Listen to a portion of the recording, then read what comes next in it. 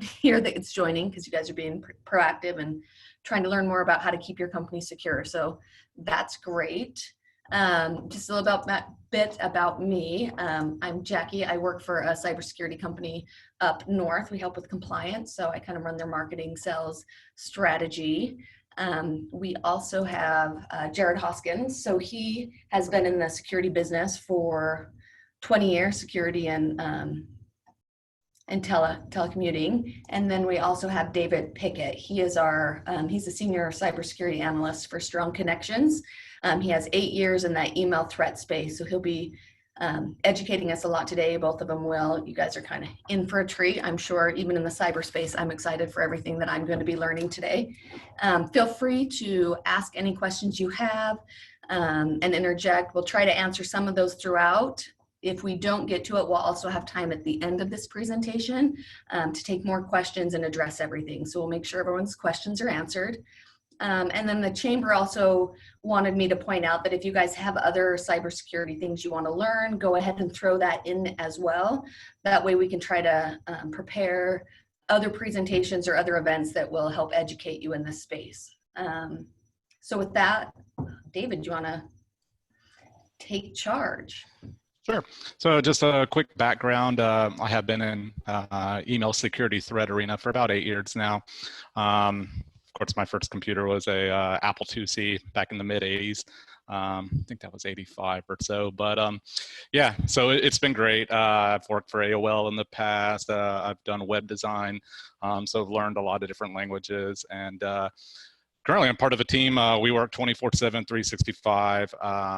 We block over 1 billion, or actually we see over 1 billion emails per month in volume. So we have a big global reach as far as the threat landscape of what's happening across the world. Just some of my responsibilities. I conduct research, update antivirus engine signatures, create rules for both malware and phishing attacks. And to date, actually just over the past 4 years, some of my rules have stopped over 2 billion malicious messages intended for customers, and about 1 billion of those are ransomware attacks, specifically from the Neckards botnet. So we do track malicious actors across the globe. You know, we're watching them all the time. I love threats, but I like protecting people against them versus stealing from them. So, you know, a rare breed, but I hold a bachelor's in psychology from the University of West Florida. I maintain a couple different certifications, EC Council, Certified Ethical Hacker, CompTIA, Security Plus, Cybersecurity Analyst Plus. So always constantly learning. I mean, you have to be able to keep up with the latest exploits and vulnerabilities and defend customers against them. So that's just a little bit about me. Just to kind of give you a quick background. I'll be running through quite a few slides today because I think, you know, traditionally in PowerPoint, I don't like to do too many slides, but, you know, as we deal with threats, a picture is worth 1,000 words. So, you know, you almost need to see these, and, you know, we'll point out the specific things to watch out for to protect yourselves and your companies. So if we don't have anything else, Jackie, I guess we can just jump right into the threat landscape if there's anything else. All right. So one thing I want to make clear today is the technical acumen required by attackers isn't what it used to be. When I started learning in computers, and Jared can tell you, you know, attackers have it's so much easier nowadays, and that's what I'm going to show you a lot of today. I think it's going to blow your mind a little bit that attackers have evolved into traditional business models as, say, software as a service, or attacks as a service. Just like, you know, legitimate companies use software as a service. There's malware as a service. There's ransomware as a service. Anybody with very little skill can actually go up on the dark web, and even in the regular web, there's some websites that contain services that, you know, they'll sell you a phishing kit or a ransomware package for very cheap. They'll maintain it. All you have to do is send the email or whatnot, you know, so there's very little technical acumen involved in there. And this next slide here, it actually shows you, these are phishing kits that I pulled off of a website last week. This website had about 2,000 different phishing kits that cater to whatever scam you want to send. So, you know, you can use an Excel page, you can use an Office 365 page. And when I say phishing kit, it's basically prepackaged software. So it's 80 bucks, you know, and somebody will buy this. All you have to do is go and set up like a virtual private server, you know, rent some space, and load it up onto a website. It literally comes in a zip file, you know, that you can unzip. They contain clear instructions of how to set them up. So attackers, you know, they live for this. You know, it's very easy. You can deploy it in minutes if you have a script. A lot of them will automate scripts, make it very easy for people to do. So this is just one screenshot of the phishing kits that we see via email. I see the one on the bottom, the second one from the left. That one's used all the time. So, you know, they mimic legitimate services, Microsoft Excel, Google Docs, DocuSign. There were some on the site that I didn't even know the companies and the stuff that they were trying to, you know, portray the phishing kit as. So it's, you know, they will cater to any need. If you have a particular style of a kit you want, they will customize one for you. And it's very simple for these actors to do as far as phishing goes. I did see we have a question as far as what exactly is the dark web. The dark web is a hidden portion of the internet. You do have to utilize specialized browsing software to get to it. Tor, like the Onion browser, for example. Don't go there. You might end up on law enforcement radar if you do, especially if you start visiting some of these sites without, you know, knowing what you're doing, of course. But you know, it is a hidden part of the web. So it's almost like the regular web that you know, if you go to google.com, but it's a hidden portion and you have to use specialized software to get there. So hopefully that answers that question right off the bat there. But the dark web is where a lot of malicious actors like to hang out because they can use anonymizing software and get to that and meet. There's a lot of hacker forums on it, whatnot. So, and there's legitimate websites on the dark web too. I believe Facebook also has a dark website. So, you know, it's not reserved to just malicious actors, but that's the majority of what you'll find on the dark web. So we showed some phishing kits for sale here that makes it really easy for the actors. So one deployed on a website that ran across last week as well is on the next slide here. And it was actually really impressive. I couldn't capture a video of it, but it played a Microsoft SharePoint commercial in the background here. So this is just a quick screenshot that I took, but it's actually a video that's showing people all happy, you know, using Microsoft SharePoint and collaborating with their teams and things like that. But what they did was they took a legitimate video off from Microsoft, you know, and just made a phishing kit out of it. So what to look for here, you know, I mean, if you do fall prey to it, hopefully nobody does, you know, but be careful where you click, of course. But if you do see something like this, you know, always look at that address bar up top. You can see that up top we have ada.org.et, you know, so this is not a Microsoft SharePoint site. You know, you definitely want to look for like a legitimate URL in the address bar up there. Also, I see in the very top left of the tab, I'm just nitpicking now, but I see Microsoft -SharePoint, and just personally, I know that they don't put a dash there. But that's not as big as a red flag as what is in the URL bar. And if we jump to the next slide, we can actually see that once we get to the site, they run an advertisement on the right-hand side. That's another little video playing, and it hosts like just a legitimate looking advertisement. But it says, you know, sales manager has shared these files with you. I did click a download button there, and then you get this pop-up window that shows receiver's authentication desk.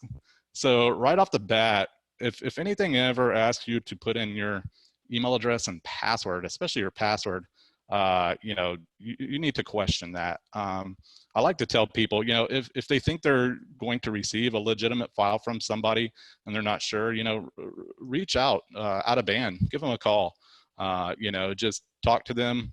Maybe you got or you received an email from, say, Chase, your bank, or something like that, that says to log in to check out for a suspicious transaction. Well, instead of clicking on the link in the email, navigate directly to Chase, you know, in your browser. Don't click that link, or call the number on the back of of your card. You know, that's another way just to keep those attackers from, you know, getting you in your passwords or whatnot. But on this one, it's pretty silly. You know, they did receiver's authentication desk there.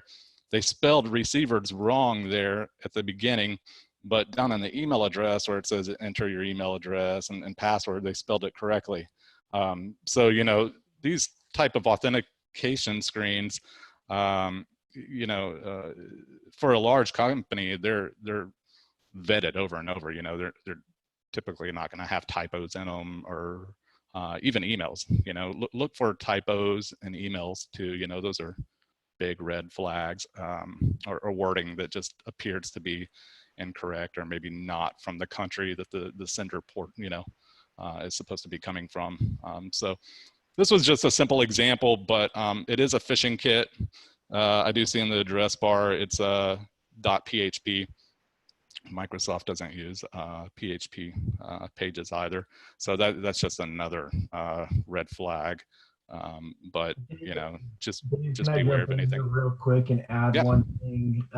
When it comes to Microsoft as well, a couple of things we've seen is emails coming out saying, hey, your credit card on file has expired, or something along those lines, or access has been denied to your account. You need to call Microsoft, and they'll provide a number in the email.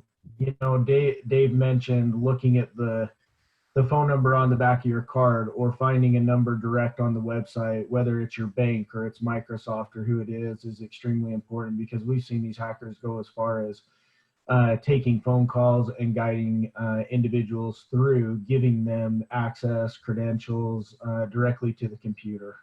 So it's extremely important that you make sure you go to the sources and verify that Microsoft, you're talking with somebody directly at Microsoft. The other thing is, to try and talk to someone at Microsoft can be difficult to get to somebody. And the other thing is they're not going to call you. Your bank's not going to call and ask you for your credentials over the phone. Microsoft's not going to call and ask for that information over the phone. They have their processes and procedures that they need to follow.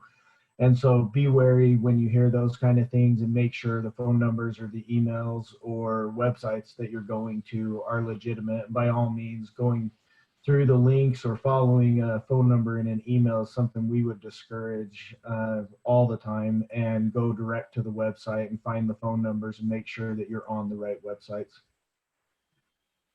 Yep, very well said. Little caution goes a long ways. You know, I've found that I've become desensitized to things nowadays, you know, because I just see so many bad things, and my wife's like, you don't trust anything anymore, do you? You know, and it's just because of all the bad stuff that I see, you know. So, so our next attack here is one of the most pervasive right now. It is our BEC, our business email compromise attacks. So there is two components to that's common among business email compromise attacks, or BECs. And one is the email compromise portion. So a legitimate sender is compromised in this. And the second portion is there is going to be some type of financial fraud involved. The FBI has warned of these attacks repeatedly over the past couple years. They are the most pervasive that we see right now, because you trust your contacts in your address book. Why not? Well, nowadays people are falling for these attacks. They become compromised. The attackers will obtain credentials.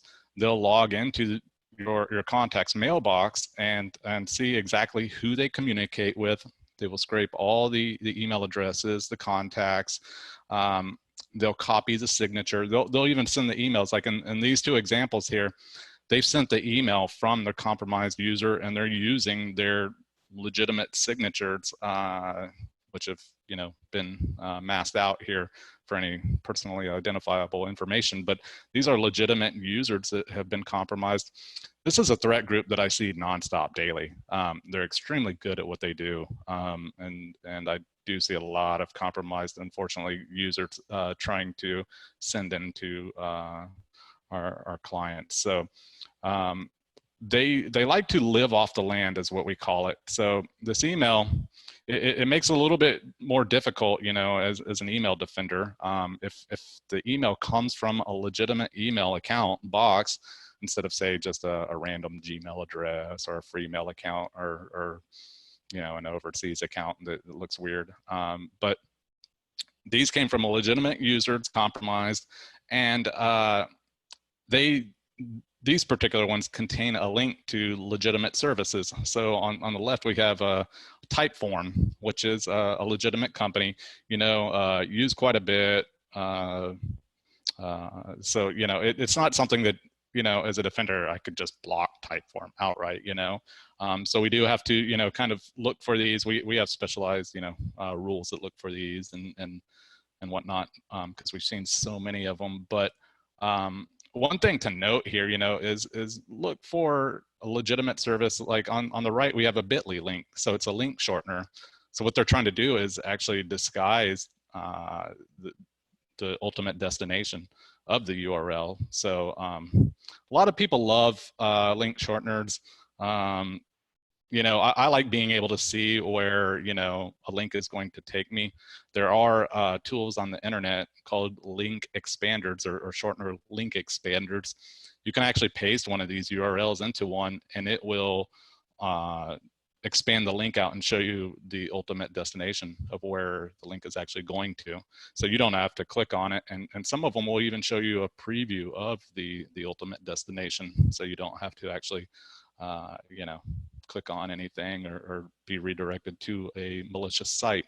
But this threat group, I want you to watch out for these, because what they have here is fake images. So, it purports to be a PDF file that's attached here and to download it.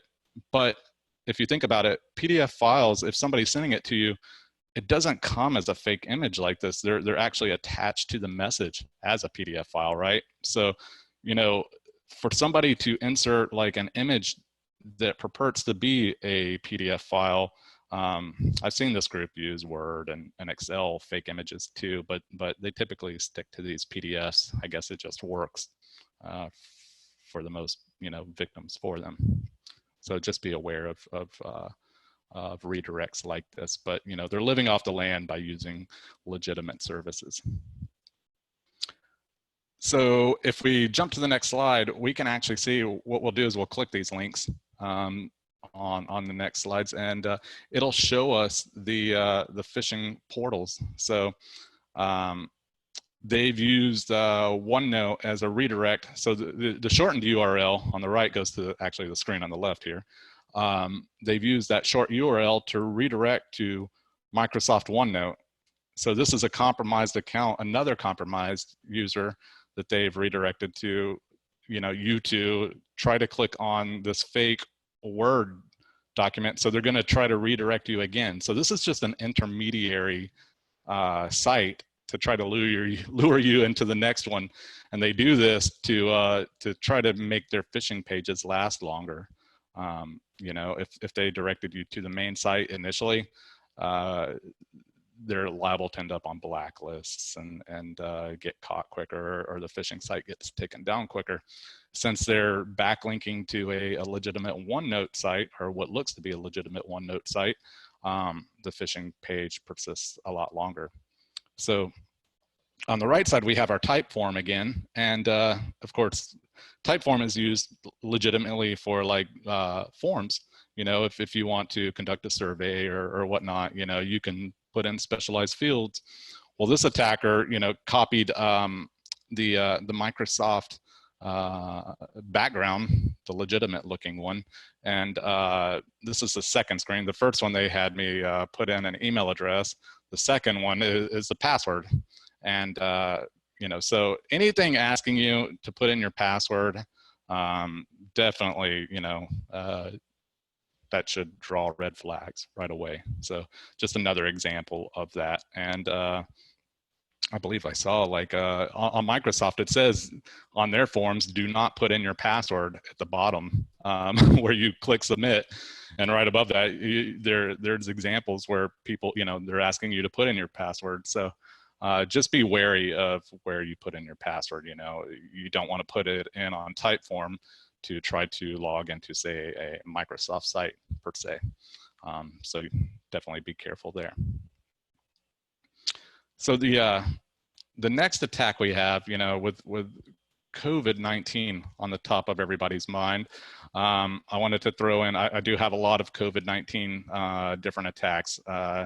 Seems to be pretty popular with the webinars and talks I've been given lately. So this one purports to come from the World Health Organization. Quite honestly, it has some bad grammar in here. You know, so it, you know, there's a lot of bad just wording and all in this. But things I wanted to highlight, you know, the subject is a little bit off.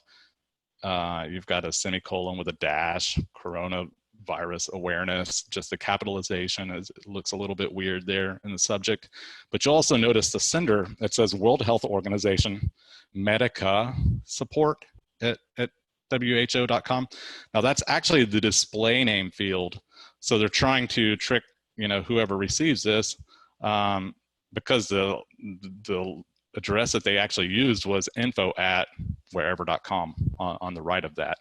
So that could be a compromised account in this scenario. It probably was, since I masked it out there. But you know, just be aware that, you know, malicious actors will also put like wrong email addresses in the display name field too. So if you see like two addresses like that, you know, side by side, you know, unless a secretary is sending on behalf of their CEO or something like that, that might be, you know, an outlier. But you know, watch out for two email addresses in the field like that. David, can I jump in and play? Yeah, go for it. Anytime. For the sake of our audience, what would be the first thing you would recommend? Let's say I clicked on a link, followed, and thought everything was legitimate. I put in my email, I put in my password, and all of a sudden realized I shouldn't have done that. What would be your recommendation? Immediate action and follow up. Immediate action would be to change that password that you just gave to the attackers. You know, go in, you know, wherever that password. Hopefully, that password isn't shared among, you know, different services. You know, always passwords, you don't want to use the same one for everything. So hopefully that you don't have to change it among 40 different things, but you know, you definitely want to change that password associated with that email address, and reach out to somebody like Jared, you know, to yourself, you know, to help, because you know, we can scan the website to make sure there's no malware or exploit kits, you know. We can look into it a little bit more. So yeah. Okay, thank you. On this one too, you know, I didn't hover over the safety measures, but you know, it'll contain a bad link here. That's something else, you know, every user should do is hover over any buttons to see where it takes you. This one, just something else I wanted to highlight too, down at the bottom, you'll see regards and then Dr. pound pound you name pound pound. So this tells me right off the bat, being an email defender, that this was a template that the attacker used. They create different phishing email templates, and all they have to do is just their bot. They forgot to fill out a field here, you know. So I've seen attackers try to send malware and forget to attach the malware.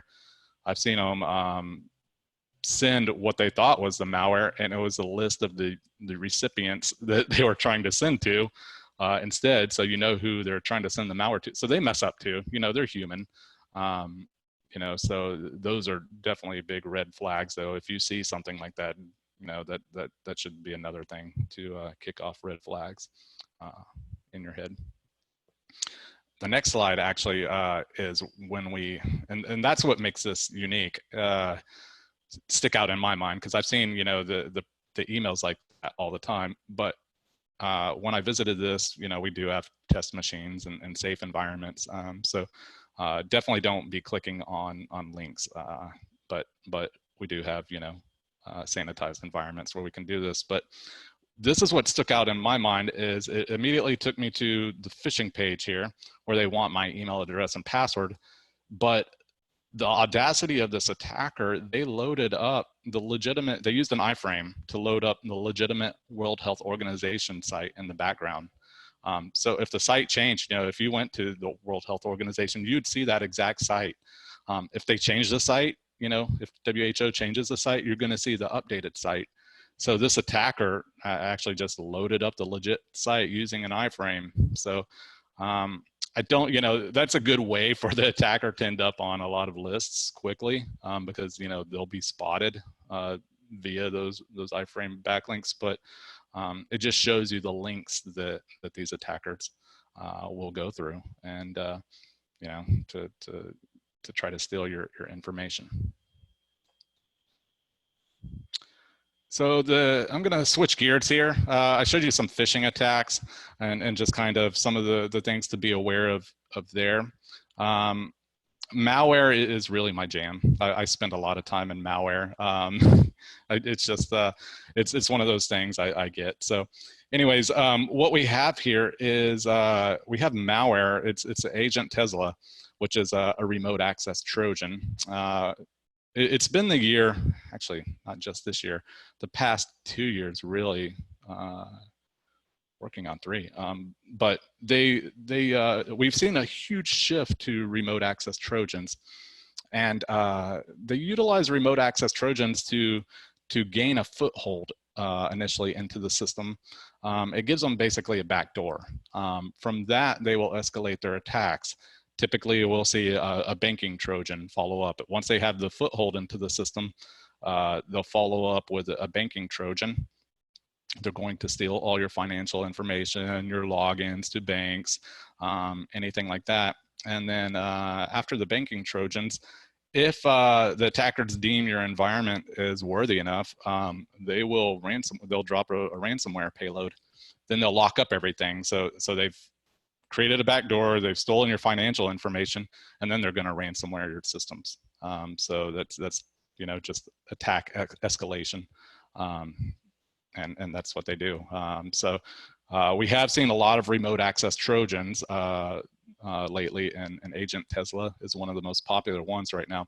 This one was unique because it was coming in, looks like the timestamps are about 25 minutes apart here. But it shows you, you know, this is the same exact message going to different customers, you know, in different languages. So they cater the attack to, you know, whoever the customer is. You know, but it's the same exact message as you see side by side, and the same payload. So, you know, they have these lists, they know which language you may be doing business in or whatnot, and they will target to those. So the next slide is from the dark web. This is the advertisement screen. So if you wanted to buy Agent Tesla on the dark web, this is a site where you could do it. It's interesting because they have an online chat right next to it.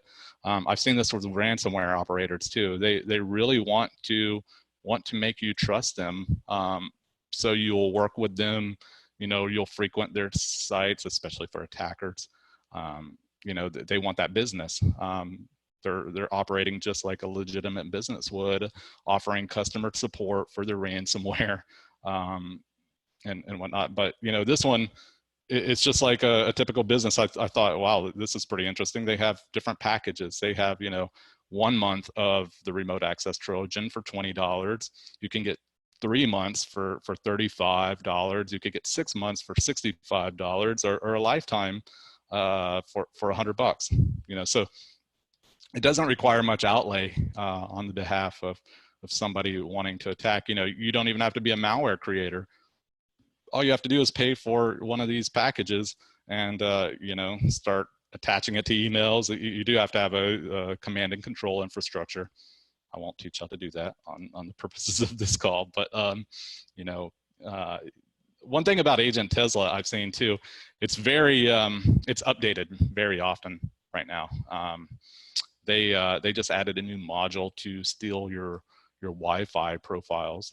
So they're using the netshell command to load up your previous Wi-Fi connections that you've or the hotspots, SSIDs that you've connected to in the past, and they dump those passwords and they steal the passwords.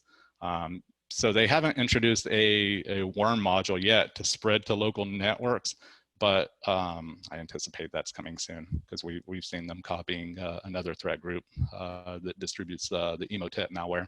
They started doing that, and they do have a worm module to spread to local Wi-Fi networks that you've connected to as well. So not only are they trying to go after your current connected network, via your LAN, but they also want to connect to, the Wi-Fi networks that you've connected to. So if any of them's in range, eventually, Agent Tesla will go after that too, and try to, just pivot laterally.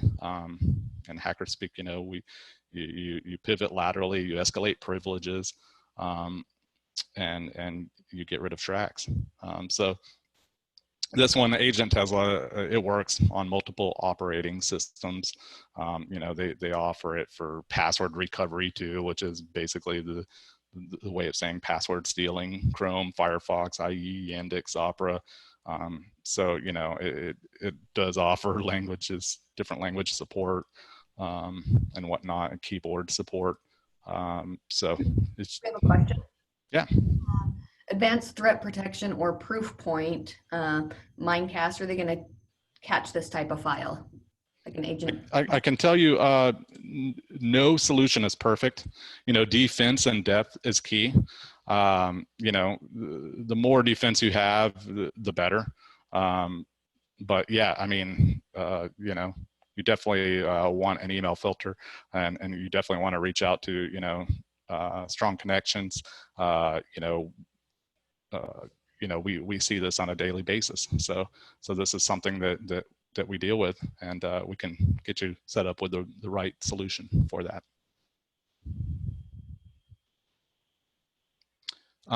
So hopefully that answered that. Let me jump in, Dave, real quick to address it a little bit more. And I won't speak directly to like Agent Tesla, but we do know that advanced threat protection has a lot of success and a lot of tendency to pick up on, the most simplest form or example when we're talking to one of our customers and having to deal with a slew of emails and things, which we'll go over a little bit later as Dave gets further in the slides. But advanced threat protection helps. Instead of getting 10 emails a month that may have ransomware or have malware or something in them, we find that advanced threat protection will cut that down to where you only have 1 or 2 of those emails that are actually able to get through. So it mitigates and helps limit the exposure that you have and that your employees have to the opportunity to accidentally click on or follow the link and end up in a situation, or put your organization in a situation where you're having to deal with a cyber breach. Definitely. It's a numbers game, is what I see. If you have the defenses, you're going to have better efficacy in stopping these attacks.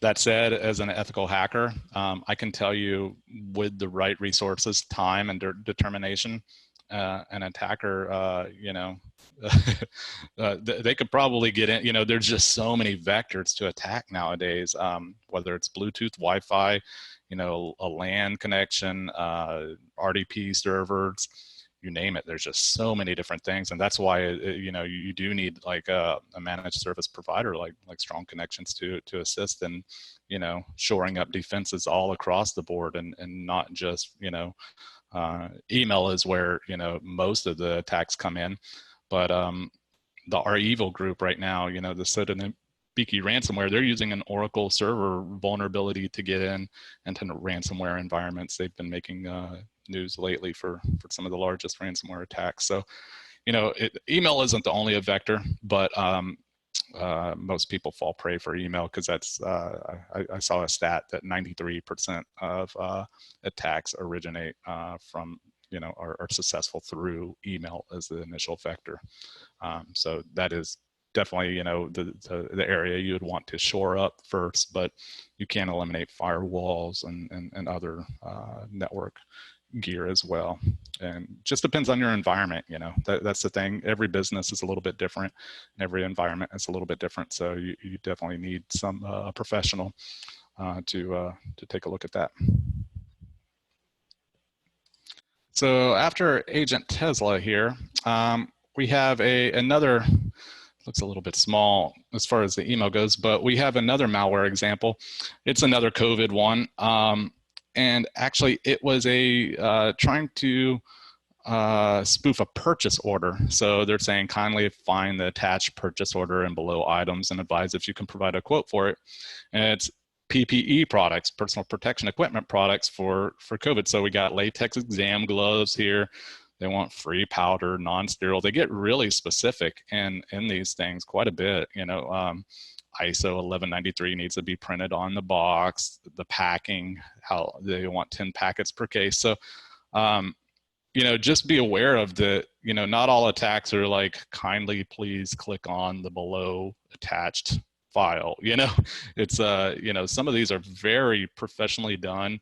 You know, as the threat actor skill increases, so does the quality of the attacks. So, they also, you know, they have gowns, yellow fluid repellent gowns here. And at the very bottom, they have their attachment. It's kind of hard to see there, but it's a .jar file. So how many people have received a purchase order in a .jar file? Jar is a Java archive file.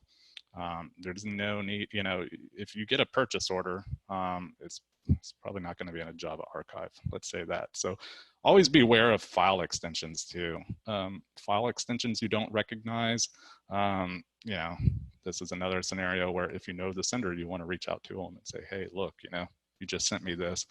Because if you reply back to the email and it's a compromised account, I've seen this, you know, people will reply back to a phishing email and say, is this you? Did you mean to send this? And the attacker's like, yes, it's legit. You know, they're still in the email account watching these replies and saying, yes, it's legit. Kindly click here. So it's, you know, the attacker's already in the account. But JRAT is another remote access Trojan that we see, our tool, if it's used legitimately, but this one is not. It's been around for years. It's also constantly updated. It's good also because it has the multi-OS capability, so it can attack Windows, Linux, Mac environments. So it's another popular one. Also for sale, very cheap here because a lot of AV engines catch it. It's been on the scene for so long. $30 is all you need to do this one, but it shows you, you know, how inexpensive these things can be if you don't have a threat protection solution that will handle identifying them and stopping them for you. So it's just another example. I've got so many of these that, you know, we could go through, but we're going to go through. I have a couple more here. I wanted to show you the next one. It's another World Health Organization example here. This is a newer one though. It does have some weird language to it, download all attachment for vaccine update in ISO file. Okay, so, you know, how many attachments do you get in ISO files too now, which is another form of an archive or disk image. One thing I wanted to show right off the bat on this one though, is down at the bottom, the file name, if you see a double extension, so we have .xlxs.iso. So we have two different, you know, I'll tell you why they do this. Is old versions of Windows would used to only show the initial file extension that it recognized. So an older version of Windows, this attacker might have been on an older version and thinking this would work, but an older version would be .xlxs. So you would think it's an Excel spreadsheet file, right? Windows would actually hide the ISO. Any modern version of Windows nowadays doesn't hide that anymore. You're going to see that full extension. But as far as email purposes go here, you know, if you see something double extension like this, definitely, you know, red flags should go off again here. So GULoader is just a Trojan loader. It's a simple, small file. You can see this one's just 164 kilobytes, but it's just made to be, you know, highly obfuscated. So the malware devs, you know, try to hide the loader, but its sole purpose is just to pull down payloads from the command and control infrastructure. So in this case, it dropped the Netwire remote access Trojan. We can see this one's a little bit more expensive too. So this attacker is a little bit, you know, more advanced, even though we have some signs here of bad activity in the email itself. Netwire is also, you know, they offer a webcam spy. Almost all these remote access Trojans offer webcam capability, but they do remote support too, and they're also a cross-platform remote access Trojan. So, you know, they even offer it very stable. A lot of malware isn't very stable. So, you know, these are malicious actors, you know, some of it's great, some of it will crash. And, but that's one thing that they're offering here, no dependencies. So that means that the machine that it's loaded on doesn't need to load up additional things like Adwind on that last example needs Java to be able to run, whereas Netwire doesn't need something like Java or some other installed program to execute. So that's another World Health Organization one. The next one is one of the most prevalent threat actors right now. You may have even, some of you may even recognize these if you don't have a robust filtering solution, because I saw some today. They're using NetSuite. This is Dridex, or Dridex is, we actually know who's behind this. It's a group called Evil Corp. I don't know if there's any Mr. Robot fans out there, but Evil Corp is the threat group behind this. The FBI has placed a $5 million bounty. If you want to, you know, Google it, you can see the actors behind it. They've put a $5 million bounty on these guys. They're Russian based. They're not going to be extradited anytime soon. Actually, one of them has been shown to work with FSB. You know, so they're not going anywhere. They're not coming to the U.S. But there's $5 million bounties on these guys. But anyways, Dridex is really, it's a highly advanced banking Trojan. And I wanted to show this one because you can see the email address here for number one doesn't match the name. A lot of times they do send these from @wp.pl. Today was NetSuite. They use QuickBooks a lot. Sometimes they'll do like taxes too, so like the IRS. But they're really generic type emails, you know, check the attachment, best wishes, you know, very cordial. They've actually hired people online to convert to English. You know, so the people don't know that they're converting to English for malware purposes. You know, they just give them a script to convert, and it doesn't even look like this. You know, it's just it's a pretty generic one. But what was interesting on this one, we caught it. I immediately ran through a popular antivirus engine aggregator. Some of you may be familiar with virustotal.com. You can drop a file in there. It will run it against, in this case, it ran it against 58 different antivirus engines and not a single one hit on it. So this shows you, you know, this is a highly obfuscated piece of malware loader that was attached to it. These are some of the best in the business. And you definitely need a robust threat solution to catch something like this. Otherwise, these attackers are really good. Dridex, it is a banking Trojan. So they do go after all your banking credentials and steal that. You know, they're financially motivated actors. The attacker behind it, the CEO, if you will, his Russian license plate translates on his Lamborghini translates to thief. So just to give you a personal viewpoint into the motivations behind these and type of attacks. So Dridex, one of the biggest threats that I see right now, Dridex and Emotet. Emotet's gone quiet. They have 3 different botnets. They've gone quiet lately, but I see them working on their malware too. So these are both European-based, or not European-based, but threat groups that are attacking people all over the world. So, Hey Dave, I'm just letting you know the time. So we have about 12 minutes left. So okay, sounds good. Well, we'll just run through these last couple examples real quick. I know we have small business, so the SBA payroll protection program. This was a little bit newer version. They are utilizing COVID, you know, as an attack vector, as you've seen. This one was worded a little bit better. Remcos is another remote access Trojan that or tool, whichever way you want to word it. You know, but on the right hand side, if we drop that attachment, they use the .image file in this example. That's another file extension, you know, you should not be downloading. You know, if it's something legit, they wouldn't even send it as an attachment anyway. But a .image file inside of it was an executable file. If I dropped it into a sandbox, I have the output on the right there in blue, and we can see that it's Remcos. It's got keylogger, and we can see the attack vector there and attack chain. Just on the next slide, this is the last one I have for you here, but this is the advertisement for Remcos as well. And what's unique about it that I liked is it shows all the different capabilities. So you can set the wallpaper on the machine.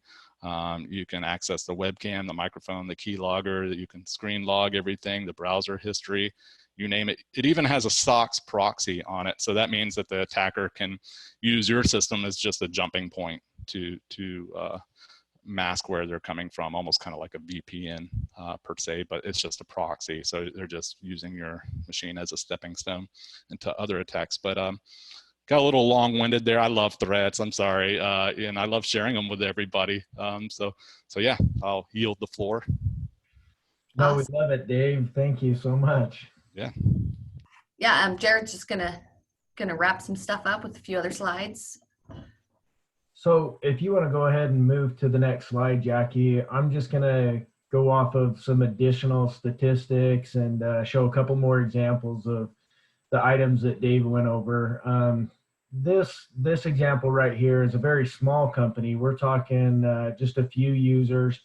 And in a month's report, you can see we're dealing with, especially during COVID-19, there was a huge spike during this period of time, especially in March. We saw a huge spike.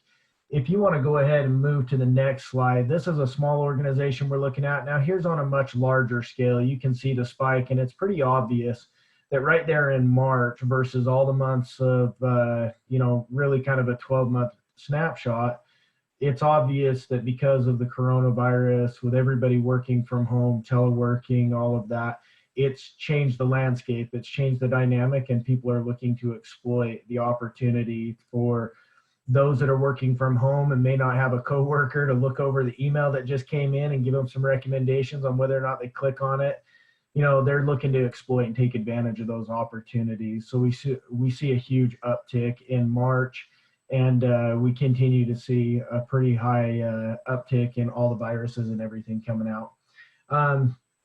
Let's go ahead and move down to the following slide, number 22.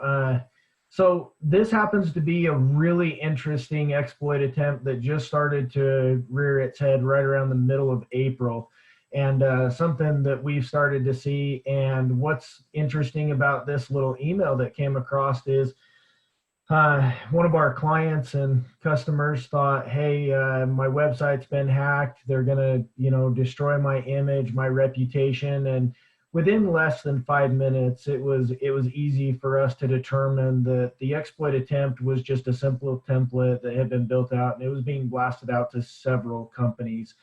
And ultimately, they're looking for the low-hanging fruit. As you can see here, there's a quick $2,000 fee. Go and, you know, what would I say? Change that over into Bitcoins, pay them, and they'll give you the keys to stay away from it. You'll never hear again from them. But at the end of the day, there was no legitimacy to this. Within a matter of minutes, we were able to determine that this is something that's going out to several thousands of companies and owners of organizations that are saying that their website's been hacked and they're going to destroy their reputation and integrity. And so it's something to be aware of. And you know, one of the concerns from our customer at the time was what do I do in this scenario? I'm sure everyone has a little bit of a panic. And one of the things that they're hoping to exploit in all of this is the emotional impact that it has on the individual or group of individuals. As a, you know, small business owner myself, I can completely understand your reputation and integrity being destroyed on your website and things being put up that you would not like. So at the end of the day, keep in mind, if you have an internal IT team, reach out to them. If you have a partner that helps you with your IT stuff or your security, reach out to them and leverage those resources and those tools.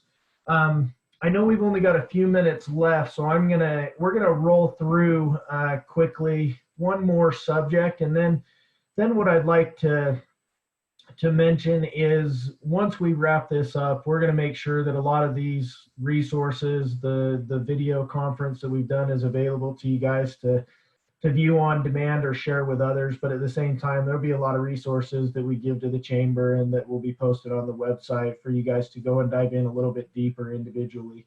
But video conferencing, especially, you know, in this day and age of working from home and running in different types of environments, there's a few things that we would hit on. If you want to go to the next slide, Jackie. So tip number one, if you're working on a company-owned device, make sure you understand and know what the go-to or the approved client is that you should be doing, whether it's Zoom or it's Microsoft Teams. Use what is recommended. And make sure that if you're getting invites from others and you're joining meetings, make sure that you verify the legitimacy of who the sender is that sent that to you. And then in conjunction with that is make sure that your account is locked down, and make sure that the link is correct when you actually go the day of to join that meeting. Let's go ahead and go to the next slide. Now, if you're hosting a meeting, a couple of things to remember, and you know, this is something that we even had to consider as we prepared and planned for this webinar today, is consider who your attendees are going to be, consider if it's going to be a public or a private facing meeting, and have a plan in place should something happen. I know out there right now we've heard of a lot of Zoom bombing and different instances occurring in the community, and it's due to the fact that, you know, we were thrown into this work from home, work remote, do the best you possibly can, but at the same time, how do we collaborate? How do we work together and still see that interaction that's needed to continue to operate and collaborate and work together on things? And by thus doing so, we're definitely gonna have some stumbling blocks. So throughout this, what we've done is looked at, make sure you consider who you're having in your meetings. Make sure that you also have a plan first and foremost, should something happen during the meeting, make sure you know who's going to be in charge of it, who's presenting, what they're presenting, and determine that decision maker in that meeting is a person. Should you have somebody Zoom bomb your conference meeting or start hack into one of your presenters' accounts, and all of a sudden the slides you thought you were presenting are no longer the slides that you should, or you're seeing content that you do not want to see, then make sure that you have a plan in place to end that meeting, and then you can come back to it after the fact. Let's go ahead and roll to tip number 3. So a couple of other things: make sure you limited who can present, screen sharing. Also make sure you discuss, whether it's in your organization or it's something you're doing on a personal basis, recording the meetings. Make sure you understand what it means, what is going to come up, and what you guys are discussing, and make sure you plan ahead of time. The other thing is it's a lot faster and better to be sharing local files on your computer. For example, the presentation we worked on today is a prime example of, there were many collaborating and working together between the chamber and Totem and Strong Connections to get everything ready and prepared.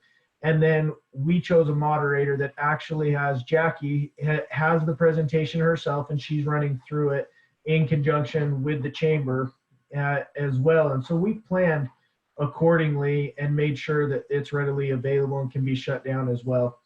The other thing is you're presenting and you're working in different environments. Make sure that you're not presenting any sensitive information on your slides or anything. The other thing is make sure that your background surroundings, you'll notice we kind of have some fun background surroundings with our presenters today. And in some cases, I have the opportunity to see Jackie right now in her office. And one thing I really know and love is she has whiteboards behind her, but behind those whiteboards, I noticed that they're clear. There's no information on them. Make sure that your surroundings aren't lending to any client's information, personal information, and then make sure that as you're working from home and other places that you don't have family members or yourselves having personal conversations or things that can be heard in the background that really should probably not be happening on a conference.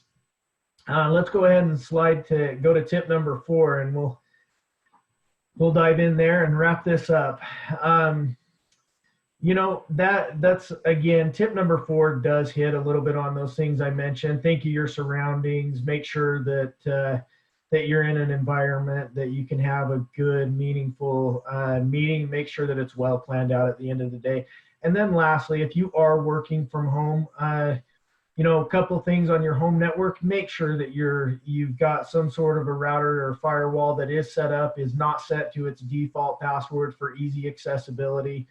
Also make sure that you have your meeting credentials protected. They're not shared among family members.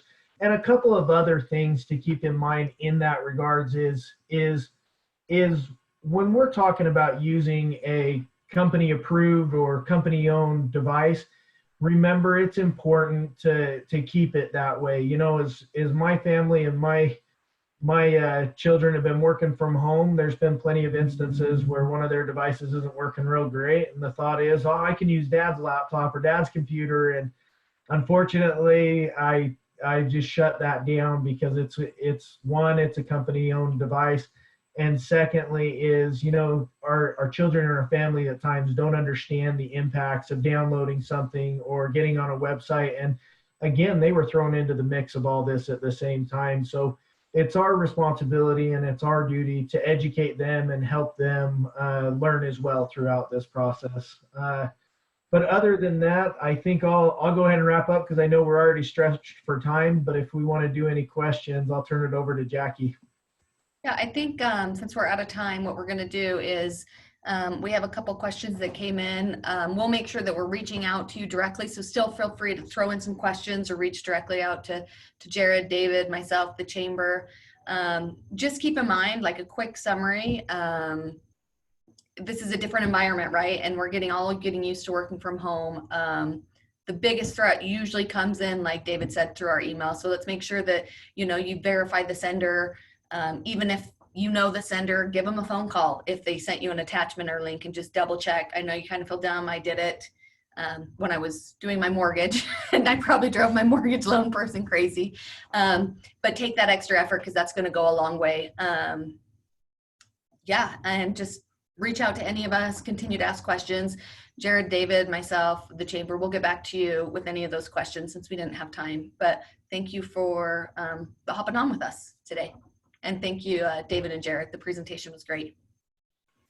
And if you want to go to the last slide, Jackie, I think that it's going to cover the website. We'll end up posting, we'll give the chamber access to all these resources and a few others that we have. And if you guys have any follow-up questions, let us know. But thank you for the opportunity for us to present today and share this information with everyone. Thanks.